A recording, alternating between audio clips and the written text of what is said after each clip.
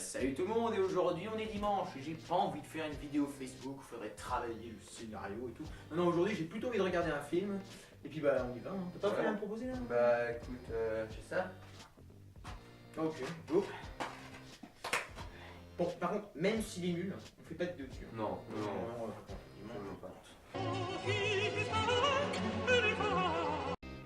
Ok, on fait une vidéo. Alors on est parti pour Poséidon Rex, un téléfilm sorti en 2013, réalisé par Mark Lister. Alors ce film n'a eu aucun succès, hein. Alors le film commence assez rapidement avec une mise en contexte assez courte, où on peut voir un méchant qui explique au personnage principal qu'il doit aller chercher de l'or au fond de l'eau d'avoir de sérieux problèmes.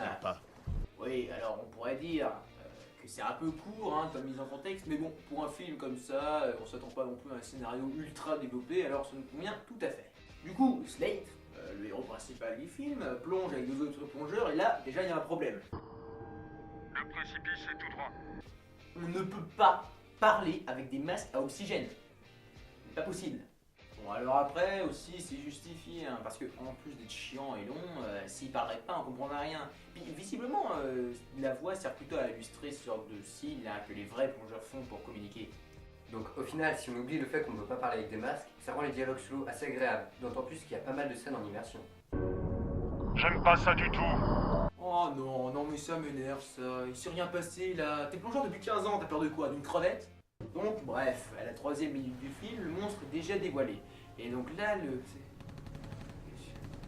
Oh Dieu! Non mais c'est sûrement le premier problème du film. Le monstre est super mal fait, du coup il perd toute crédibilité. Non, et puis sérieusement là, même les tirs de Kalachnikov ils sont mal faits. Je fais mieux sur After Effects. Après le générique de début, on voit bien que le réalisateur n'a pas voulu mettre beaucoup d'argent dans les costumes. Oui, non, parce que non seulement tous les mecs baraques sont torse nu, mais en plus les filles elles ont pas la masse de tissu, hein. On peut d'ailleurs très vite s'apercevoir pourquoi Mark Lister a choisi certaines actrices et pas d'autres, hein. Comme par exemple Ayman Daniel. Vous l'avez pas là? Attendez, je vous aide un peu. Voilà, vous avez compris là? Oui. C'est forcément que ça, hein. Donc, un peu plus tard au début du film, Rod et Jane, le jeune couple là, vous rejoignent un mec qui s'appelle Henry. D'ailleurs, au passage, la pire VF du monde. Alors profitez-en pour vous détendre et profitez du voyage. Tiens, justement d'ailleurs, en parlant de VF, vous voulez voir le moment avec la pire VF du monde? Ouah, c'est démentiel! Tu as vu ça? C'est dingue! Mais est-ce que c'était possible de faire aussi bien là? Mais pendant tout le film c'est comme ça en plus hein. Non parce que bon, si au moins la VF était bonne, ça rattraperait un peu les Américains d'avoir mis les pires acteurs du monde hein. Mais là non, même pas. Rod, Jane et Henry décident d'aller plonger un peu plus loin en mer. Et là, il découvre Slate bien ballon point, en même temps il vient de se faire défoncer par un énorme dinosaure. Et après avoir très mal plongé...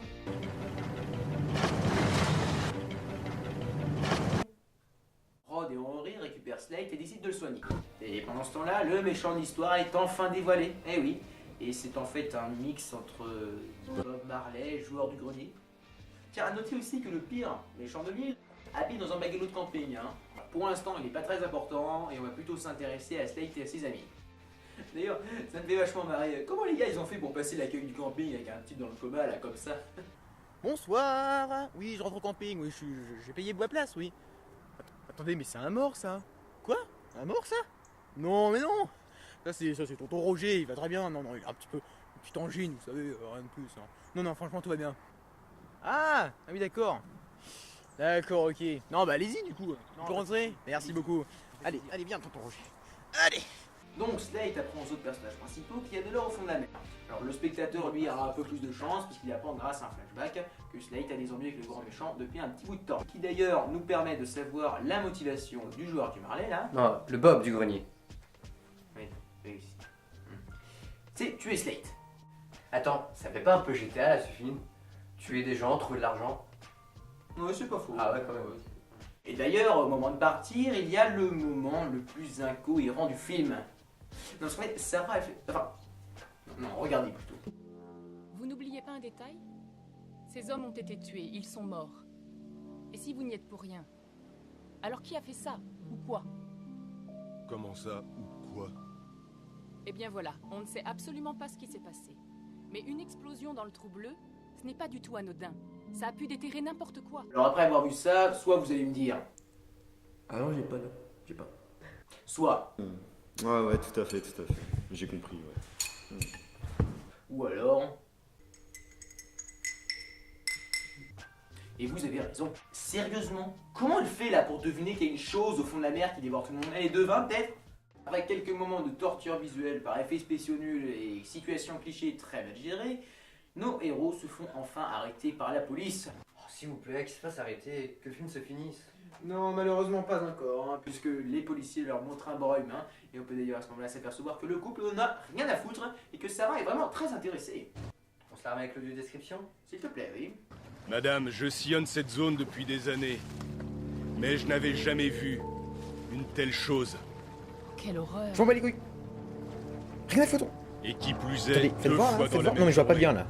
Au final, nos héros arrivent quand même à convaincre les gardes-côtes de les aider, ils plongent et découvrent des œufs de dinosaures. Ce qui, par la même occasion, nous rappelle que Sarah est biologiste. Ah oui, oui c'est vrai ça, oui. Là, je peux vous dire que si elles étaient toutes comme ça, j'aurais fait S. Hein. Ouais, non, la suite. Tu as des bières? Il est con, la bière dans un labo, il est débile ou quoi? C'est n'importe quoi. Oui. Oui, dans le congélateur. Bon, alors pour la scène du labo, il faudrait introduire un frigo, hein. Moi, je pensais à un truc. Vous savez, dans les labos, parfois, il y a des frigos pour mettre des produits. Non, non, c'est nul ça. C'est qui qui super nerd ça? Non, attendez, non. Des bières c'est mieux quand même, hein. Ouais, des bières. Ouais, Des bières. des bières, ouais. Mais c'est interdit dans les labos. Mais tais-toi! Je suis supérieur à toi, je suis le patron, tu es le stagiaire, tu es inférieur. Allez, non, tu m'énerves là, tais-toi, tu dégages, voilà, tu dégages. J'ai pas que ça à faire que de perdre mon temps avec les stagiaires là. Non mais c'est bon.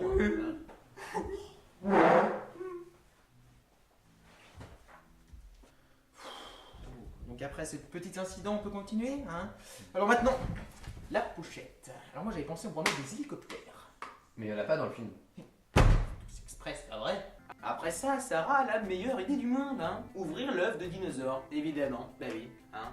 Non mais attendez, il y a une règle de base là. Quand on a un œuf de dinosaure qui peut provoquer le décès, on ne l'ouvre pas. Plus tard, grâce à la débilité apocalyptique de Slate, le bébé dino arrive à s'échapper.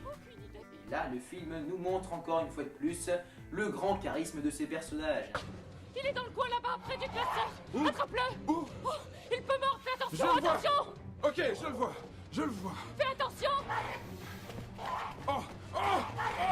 Fais la voir. Non. Je comprends qu'ils veulent montrer l'agressivité du dinosaure en mettant en scène une petite fugue comme ça. Mais là, réellement, Je le vois. Fais attention. il y a vraiment des mecs qui tombent comme ça là de leur hauteur. Alors oui, il fallait une excuse pour que Slate tombe et qu'il le mette dans le congélateur, d'où les bières au début.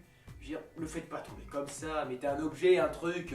En rajoutant à ça le mauvais jeu d'acteur, ça rend la scène ridicule. Bon, revenons donc à notre brune qui n'a pas voulu aller chercher l'or et qui, on se le rappelle, a accepté d'aller à la fête la plus nulle du monde. En plus, elle se fait draguer par un moche. C'est d'ailleurs au moment où la fille veut partir que tout à coup...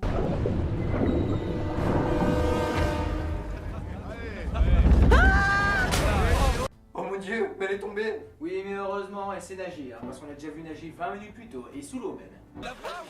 Il faut aller la chercher.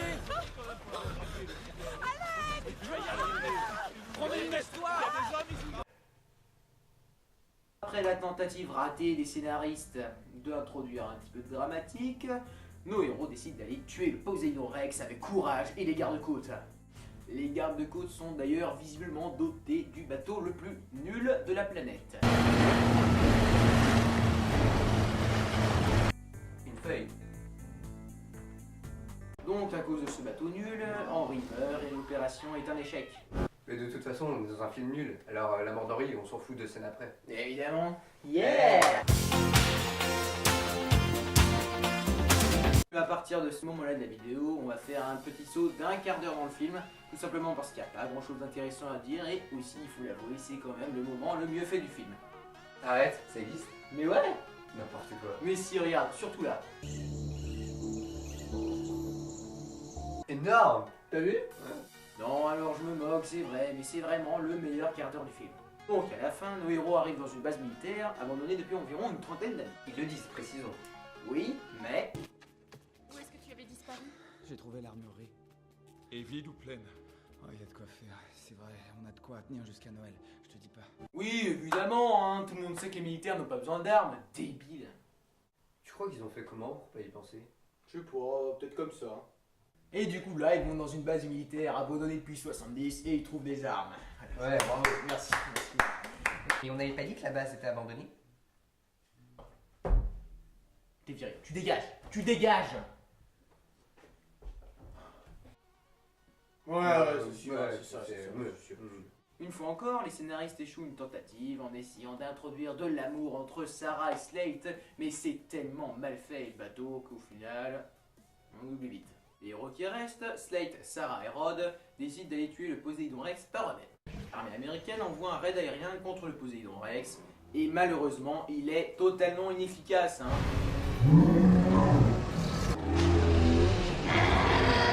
Elle n'est pas morte! Quoi? Non, c'est impossible. Et d'après vous, comment le Poséidon Rex va mourir?